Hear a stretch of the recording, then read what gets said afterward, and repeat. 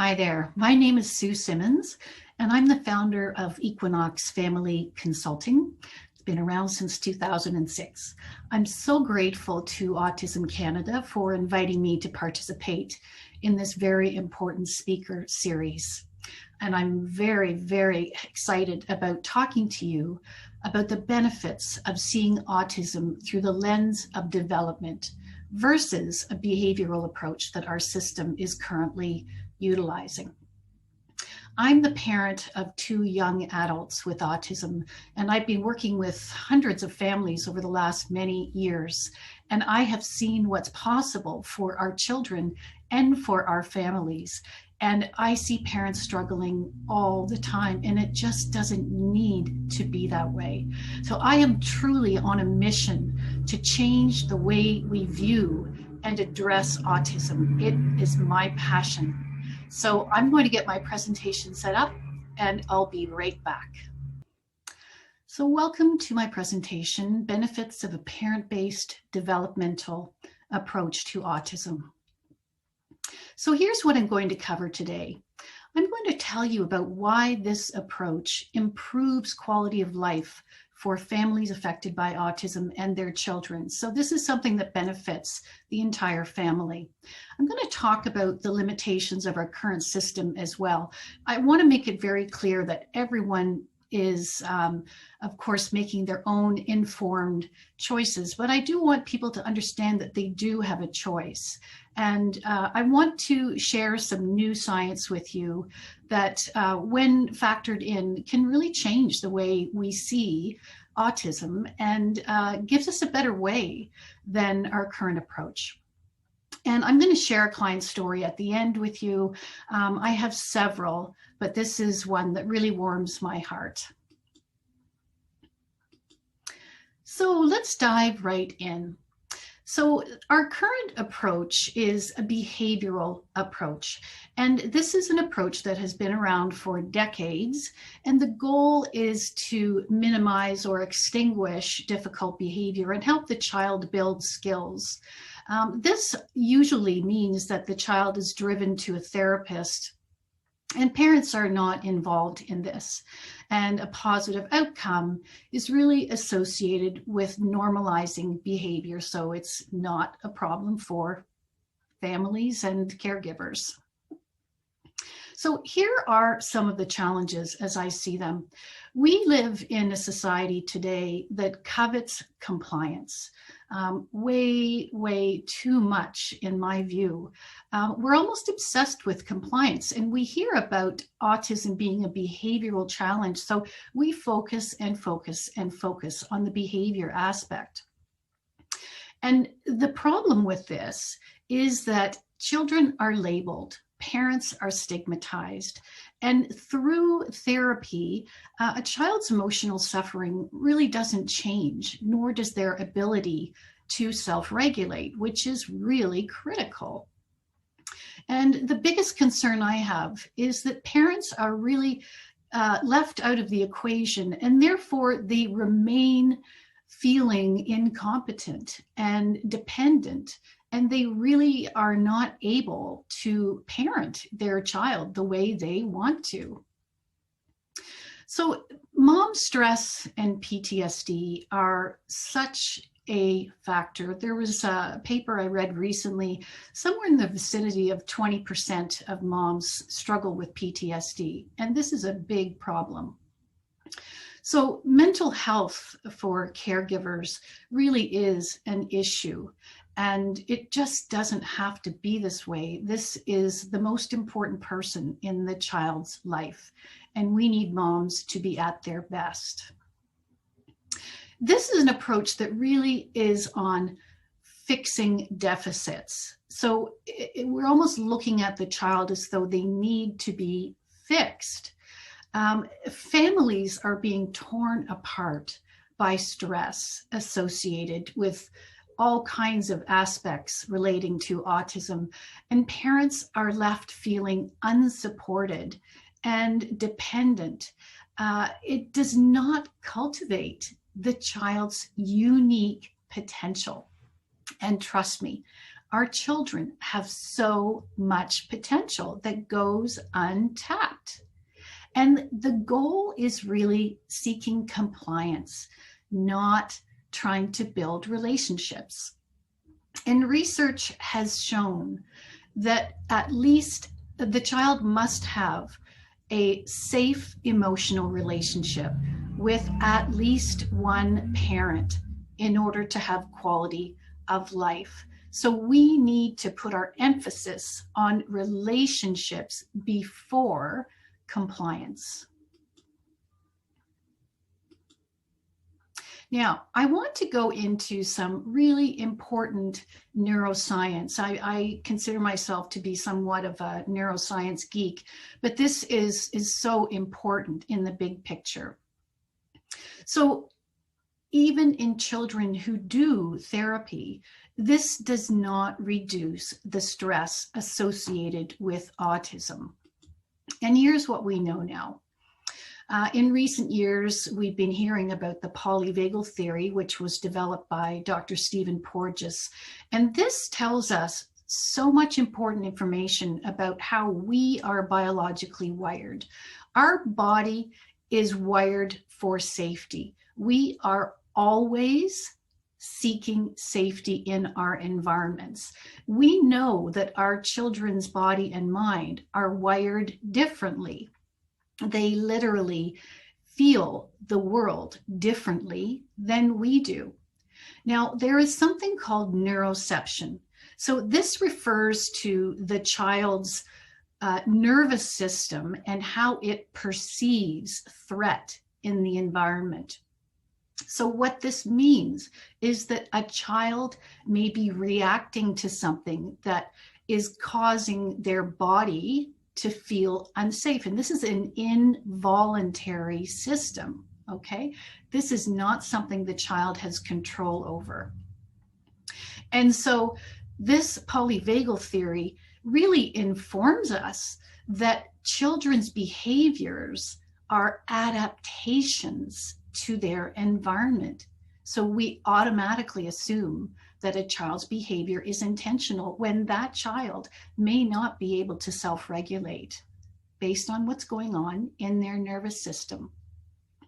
The vagus nerve is the biggest cranial nerve that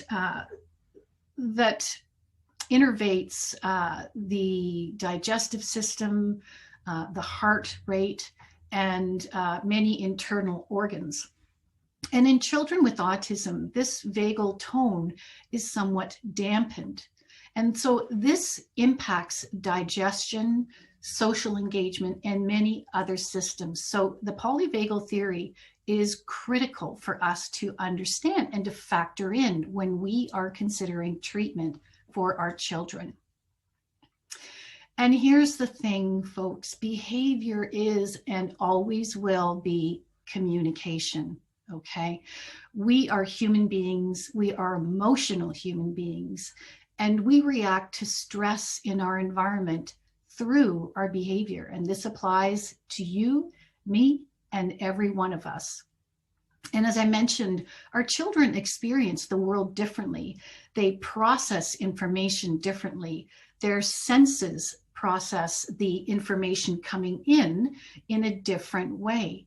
And so we cannot assume that their behavior is intentional because they struggle with so much stress and frustration and overwhelm. And I am shocked by how few parents are really given this important information.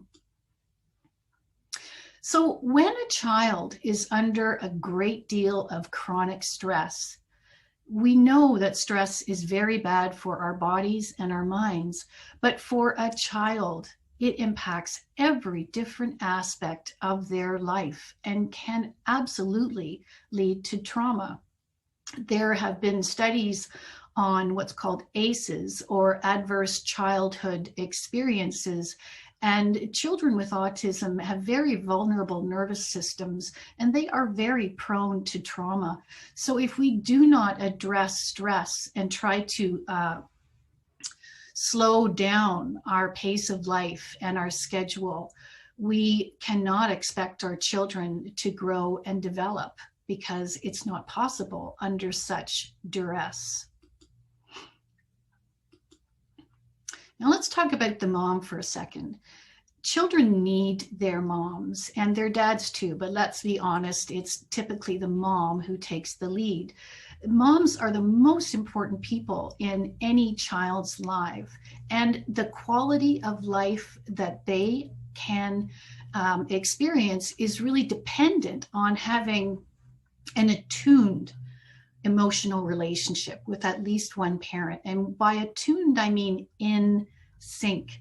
So we are really setting moms up in a very negative way by ignoring their capacity to learn how to become in sync with their child and learn how to parent so that they can enjoy quality of life.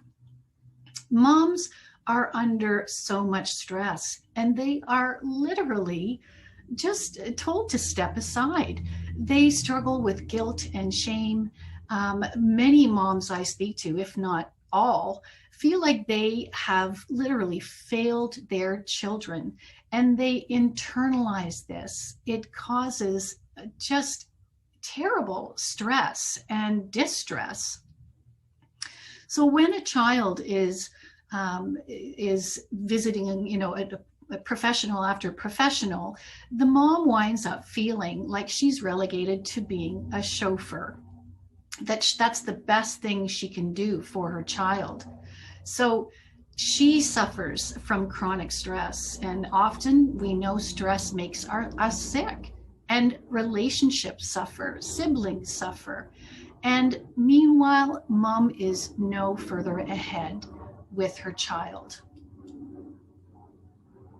And of course, without tools to understand strategies to put into place and a real understanding of what's going on inside her child's mind and body, she struggles. And I'm sure you can relate to this. So when we believe our children's behavior is intentional, what happens?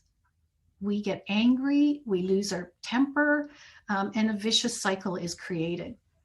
We fall into the trap of using reward charts and all of these things that really don't work. And friction between parents is a real problem. Now, let's talk about the child for a second. So our focus is really on doing things to the child, rather than focusing on how we are with the child, how we are showing up and interacting with that child. So the child is, yes, they are having, you know, experiences, but we are not understanding what's going on in their mind and body and taking that into consideration. So their nervous systems are taxed. So if you see here the developmental iceberg, sorry, my photo is over the couple of words there, we react to what we see above the surface. And if you look at that iceberg, there's a lot going on beneath the surface. So many aspects, all of the child's developmental capacities are there. We know that development has been impacted. Autism being a neurodevelopmental challenge means that development has been thwarted. So our current approach does not take this into consideration. We are not factoring in their processing capacity. They have all kinds of internal bodily processes that are being impacted by stress.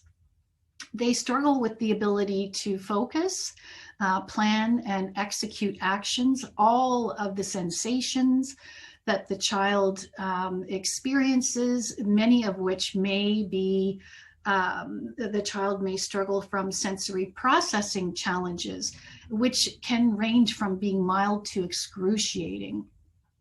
And of course, emotional reactions, thoughts and memories, and our children have very low self-esteem. So we're not looking at the cause of the behavior and what we can do about it. And oh my goodness, there is so much we can do. So as I said, behavior is always communication. So the way I see behavior, it's the child is having a hard time, not giving you a hard time. And that's a real paradigm shift in how we're looking at things. I love this quote by Dr. Barry Prisant, who's the author of A Different Way of Being Human.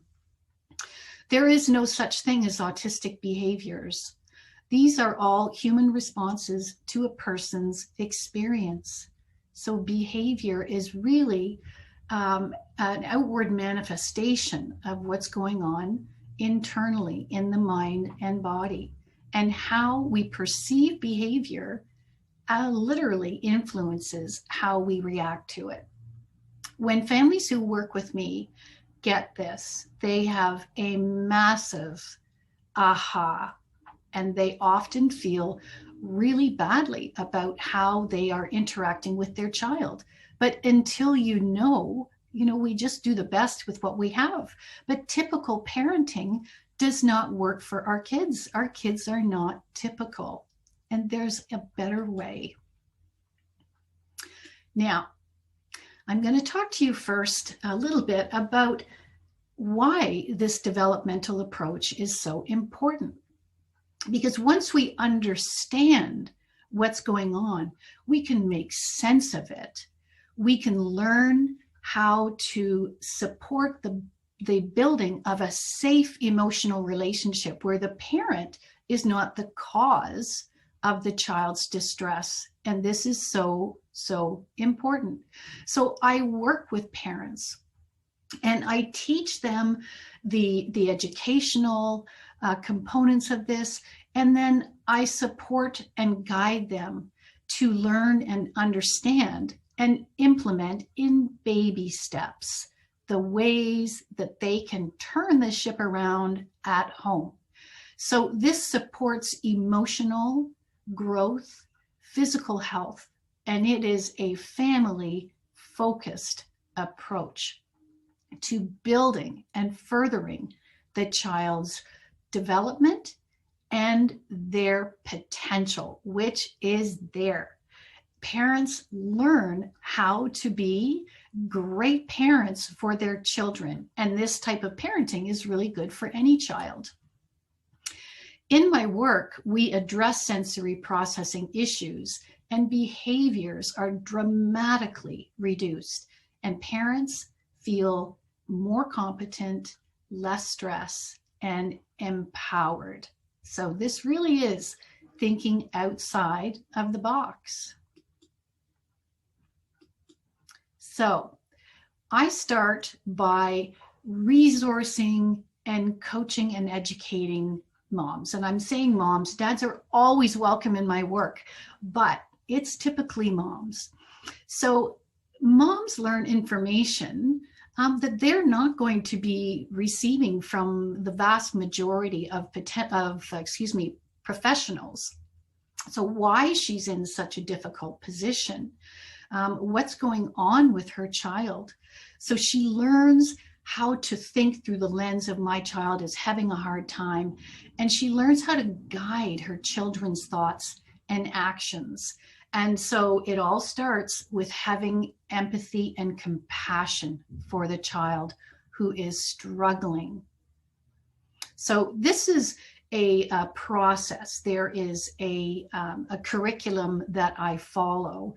So, but it's all about small, manageable baby steps. So I love this. The best way to predict your future is to create it. And that's what I'm all about.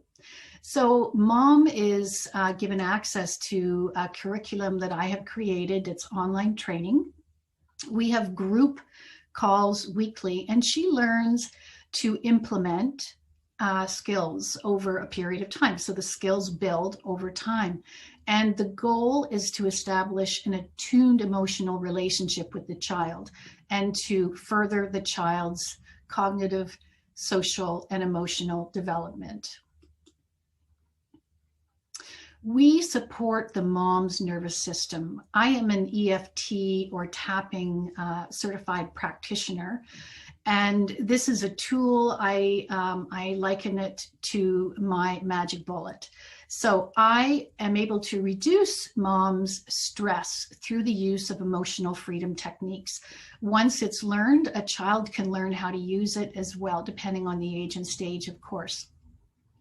So we teach breathing exercises that really calm the body down. We learn about the importance of self-compassion.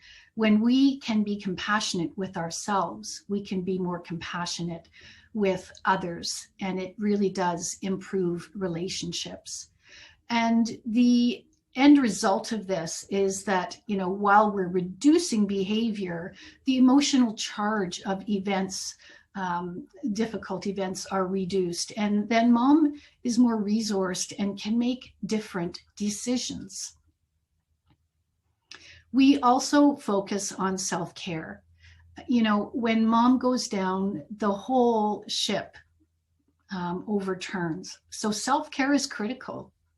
And when you're feeling really down on yourself and guilty and feeling shame, we're not in a position to be able to take care of ourselves. So we have to turn this around and support mom to take care of herself in a manageable way. So just by going for a 5 or 10 minute walk, nurturing herself and building in time for self-reflection. This does not have to be a time-consuming thing. There's companionship in group calls where they can learn they can have access to other parents who are undergoing the same process and build relationships. And we help mom understand that our brains are negatively biased, and she learns to understand her thought habits and how she criticizes herself internally, and learns to regulate her emotions more successfully and impose boundaries at home with the rest of her family and ask for support, because too often we try to do it all ourselves. Now, once mom is resourced, understands, and has a handle on what's really going on here, learns to show up differently, the cool thing is the child responds in turn. So when we feel better and show up in a different way, our children respond to this because they're human beings, right? When we show up with different energy and with new skills and feel more resourced, we give our child a different energetic vibration, and we really do impact one another's energy. So we also support the child's nervous system. There's a program based on the polyvagal theory called the Safe and Sound Protocol, and I use this in my practice with many moms and also with many children. And what it does is it strengthens vagal tone. Really what that means, that it has a positive impact on how the child feels in their own body. It reduces their stress. It can have a really positive impact on sensory challenges, and it strengthens the social engagement system and regulation, and really calms the child's emotional state. It's a wonderful resource.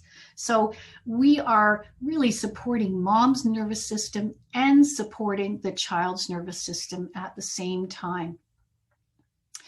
And parents are taught to provide signals of safety to their child. So it doesn't matter what the child has done.